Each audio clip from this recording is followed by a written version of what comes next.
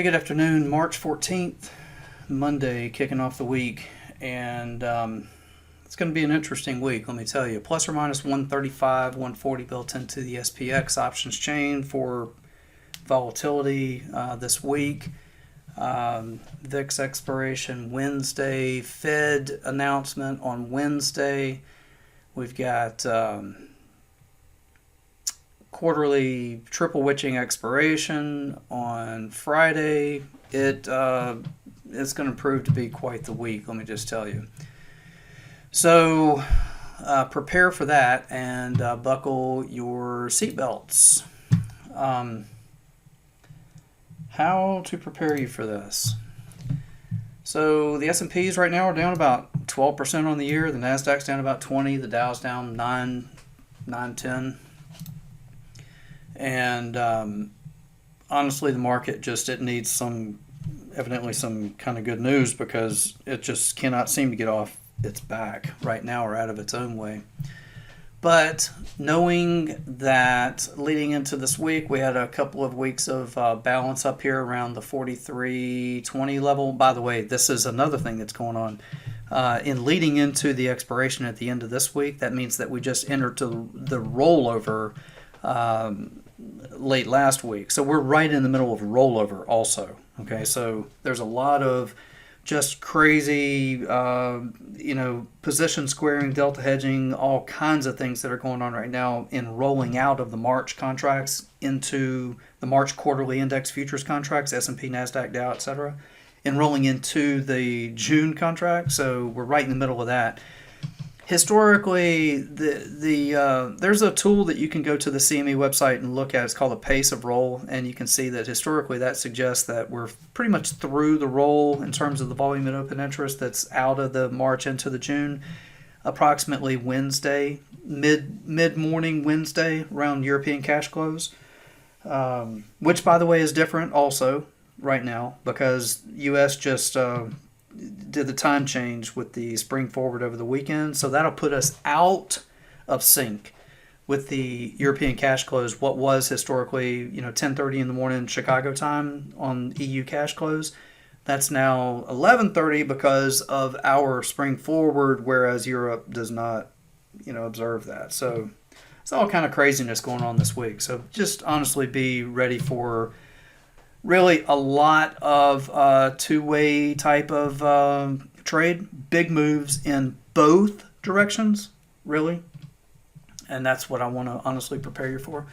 So out of the hole down here, 41, 50s, 70s all day today. If bid out of here on some turnaround Tuesday type of, uptick or something, this thing could trade all the way into 43, right about 43.20, 20 or 25, something right in there, 43.20, and then still get stuffed and roll toward the latter part of the week, which would, I'll prepare you for the fact that the volatility in a week like this, it often historically shows itself midday Wednesday, immediately on the heels of the Fed FOMC announcement Wednesday, 1 o'clock. So if you want to be prepared for craziness, then I would tell you to be prepared for that at about 10 minutes past the hour of 1 o'clock Chicago time Central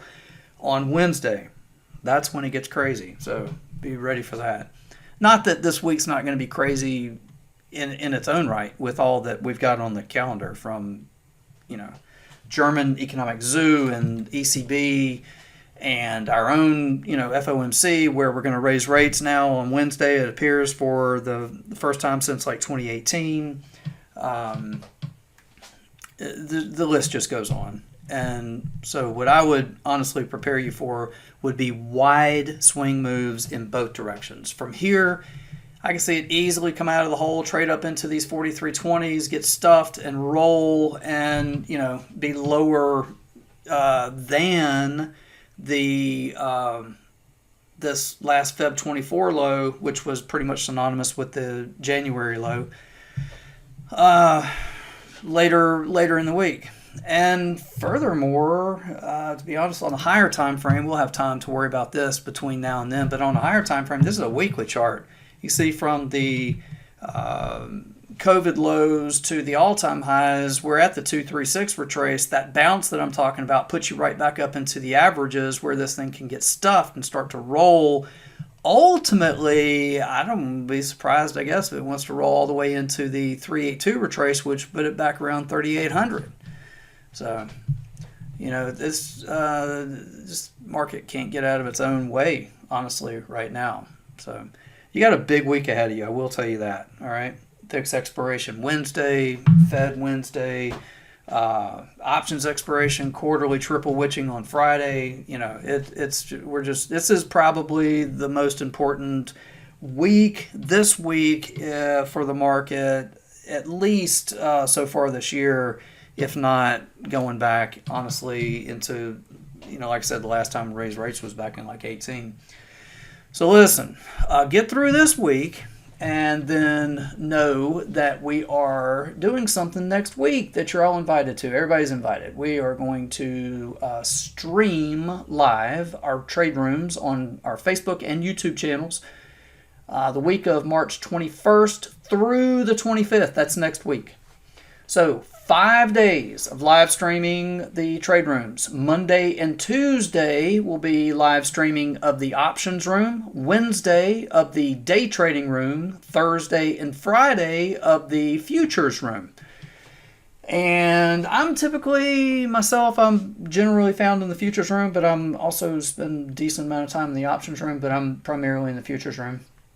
And there's a bonus.